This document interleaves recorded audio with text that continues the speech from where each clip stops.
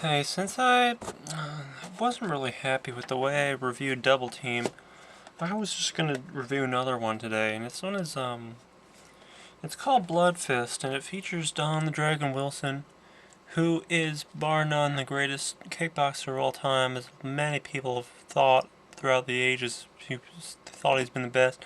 So I thought I'd just talk about this one for a little while. This one also I could review it since I don't think that many people have really been able to see this movie since it was in theaters very short, very briefly, for a brief amount of time in 1989. Same year, which was the same year that Public Enemy dropped a record and everybody just kind of went crazy. They were scared to go to the movies for quite some time. Public Enemy gave people the crazy eye. I know I was afraid to leave my house for quite some time.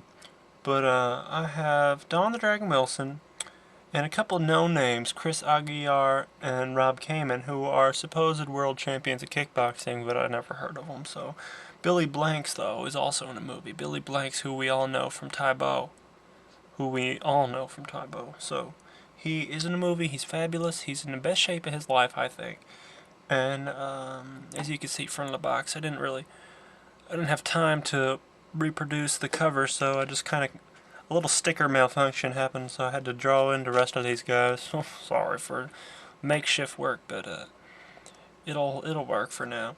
So the movie's called Bloodfist. Don Dragon Wilson. His brother dies in the beginning of the movie. You have to realize that it's a hard time for if you haven't had a brother die. You know it is difficult.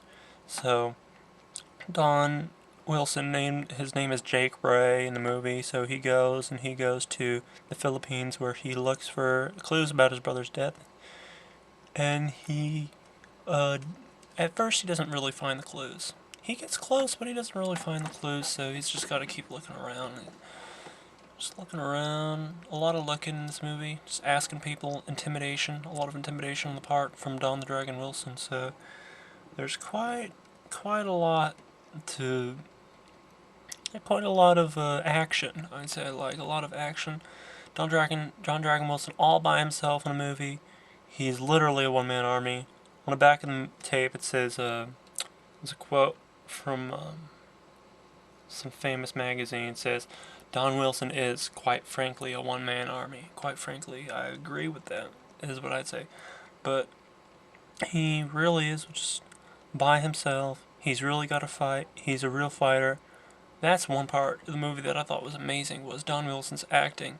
He's a kickboxer by trade, literally, quite frankly. And what happens is he's the best actor I've seen in one of these movies in a Bloodfist movie I've seen. There might be five movies. I know there's Bloodfist 2000 also. So there's probably maybe six Bloodfist movies, and he's the best actor.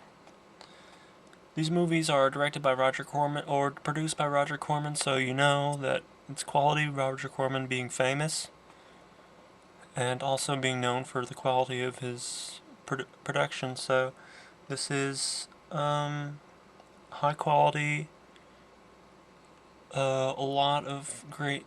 I'm not gonna say special effects. There were pretty small amount of special effects in this one, so there was a lot of kicking on the part of Don Wilson, kickboxing champion, so a lot of flying kicks, great things that you don't expect to see. He fights Billy Blanks and surprisingly wins, even though he's maybe two weight classes below him, I'd say. So there's quite a lot of surprises around the corner and many parts of this movie. So it is 100 an hour 26 minutes.